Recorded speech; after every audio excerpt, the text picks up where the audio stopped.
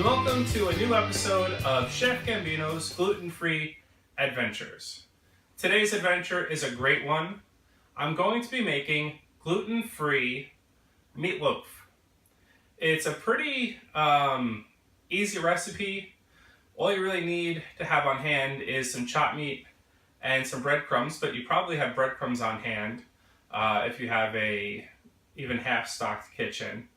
And the chopped meat is really all you need because you probably have an egg. Hopefully you have an egg.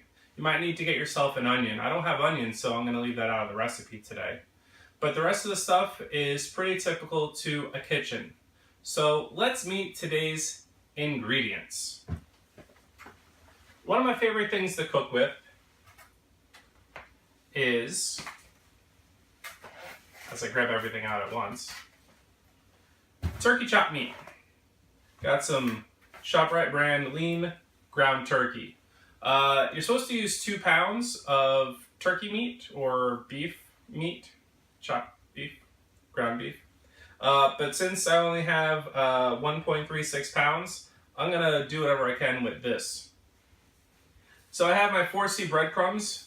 I don't think there's enough in there, so I'm gonna use as well some Fresh Market gluten-free breadcrumbs. They are packaged in a in what looks like a Parmesan cheese container, but it's breadcrumbs and it's gluten-free. It was like $3 for this size, which is not bad. This is also $3, but what this doesn't have is dairy. So if you want it to be gluten-free, dairy-free, you want to go with these breadcrumbs here. These have cheese in them. Salt and pepper, of course. Since I don't have onion, I'm going to be using onion powder. It'll give it this similar flavor without any of the chunks. And of course, an egg. 1 egg. Oh wait. And of course, some milk. I made this before and I don't remember putting milk in it last time, but I'm going to assume I did because I followed this exact recipe. So that's what is going to go into the meatloaf. We're going to mix all those ingredients together. And then what we're going to do is make the glaze. And you might have a glaze that you like. You might just want ketchup only on your meatloaf. But this glaze is going to be ketchup, mustard, and brown sugar. It tastes fantastic. So when we come back, I'm going to be mixing all of this in a nice big bowl. And stay tuned. Welcome back. As you can see, I have my nice big bowl. It's important to use a big bowl because if you use a bowl that is too small, you're not going to be able to mix all the ingredients well enough. So we're going to start with the turkey chopped meat.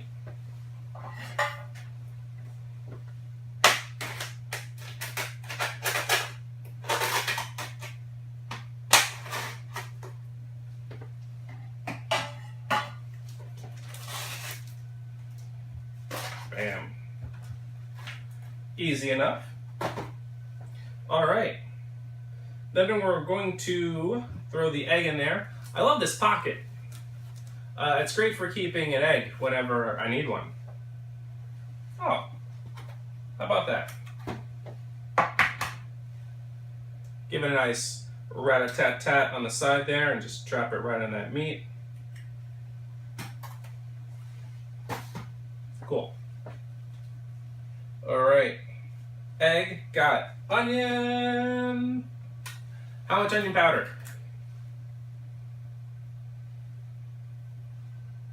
That much. I didn't measure. I'll know if it's too much when I eat it. All right. I mean, I have the measuring spoons, which I might as well measure the salt and pepper. To taste. All right, well, probably don't need as much salt and pepper since I threw that much onion powder in there. But just a little bit of salt. A little bitty pepper. Okie dokie. Milk. So, since I'm using less meat, I'm going to as well use less milk, because if I use too much milk, it will make the meatloaf too loose. Okay. What did I say here? 1 cup. So I'll use, 3/4 of a cup. Beautiful. And as you can see, I have like a measuring cup that you would use for larger things. I mean, this is a wet measuring cup, but I measure dry in here as well, as you'll see with the breadcrumbs. Okay. 1 cup dried breadcrumbs. 1 1/4 cup. Did I say 1 1/4? 1 1/4 cup.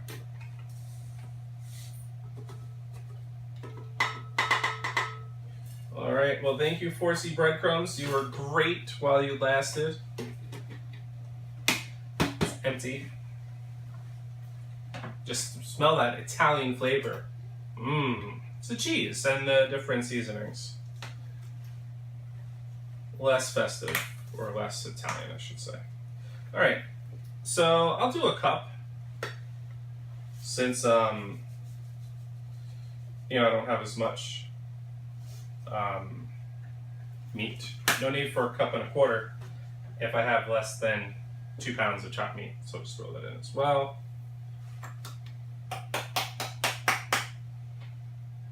Right. Since I did the milk in here, some of the breadcrumbs stuck. It's not the end of the world, but why waste it? Okay.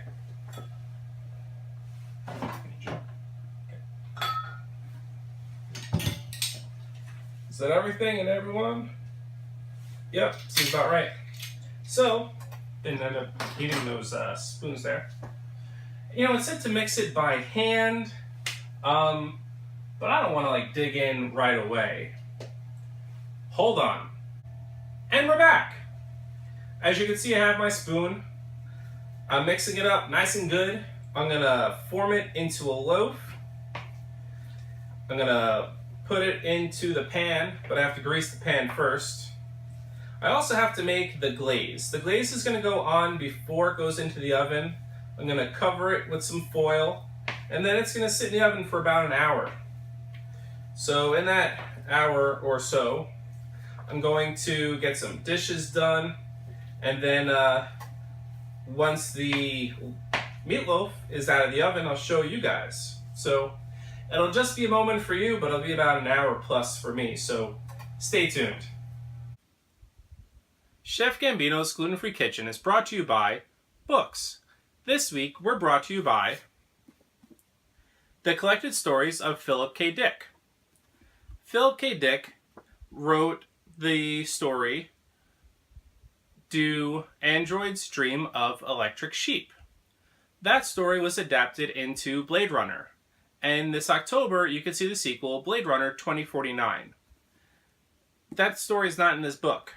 What is in this book is another story that was adapted into a film. I'm going to read you the first few paragraphs, and I'm going to see if you can guess what film. All at once, he was in motion. Around him, smooth jets hummed. He was on a small private rocket cruiser, moving leisurely across the afternoon sky between cities. Ugh, he said, sitting up in his seat, rubbing his head.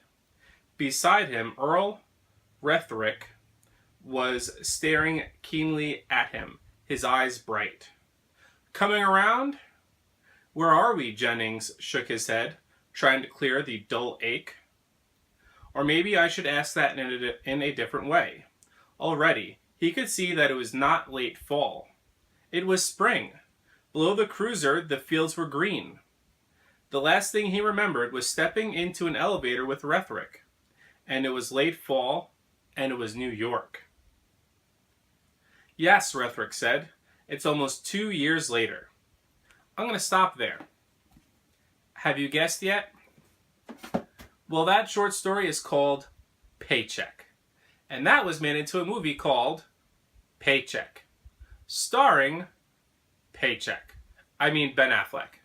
Ben Paycheck Affleck. Anyway, and Aaron Eckhart was in it, and Uma Thurman, and some other people I'm not giving credit to who did okay work in a terrible, terrible movie. But I like it for its campiness and because it's based on a Philip K. Dick story. So anyway, hope you enjoyed these commercial messages, and back to the show. Welcome back. We're just a few seconds away from a fresh meatloaf. And there we are. All right, let's give this a shot. All right, timer off you.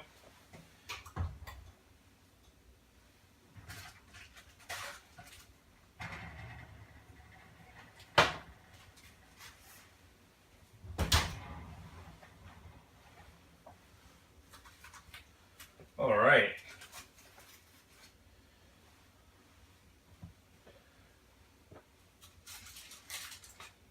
Woo! That looks good.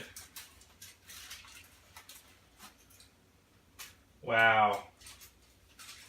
That looks amazing. Smells great too. The glaze worked wonders for the meatloaf. All right. Now for the moment of truth, I'm going to use a cake serving tool. I don't know what this is. To cut it. Gotta turn you off. Done. Hopefully. This would work really well because, you know, a meatloaf is kind of like a protein pound cake. You know, you would make or a loaf of bread. I like more like a protein pound cake. So let's get in here.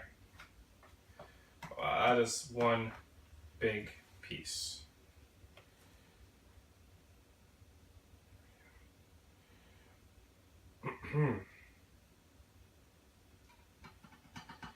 Wow.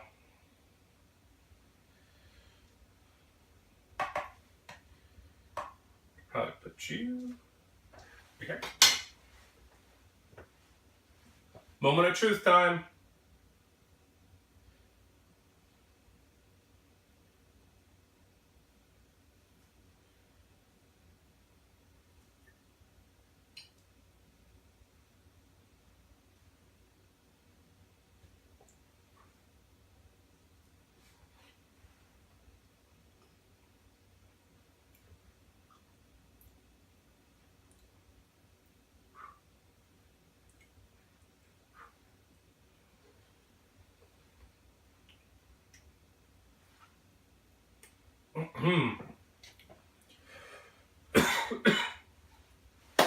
Well, that was pretty good. You know, as far as meatloaf goes, this was pretty easy. I mean, you pretty much saw most of what I did besides throwing it in the oven and putting, mixing the glaze and putting the glaze on. But the glaze took about a minute.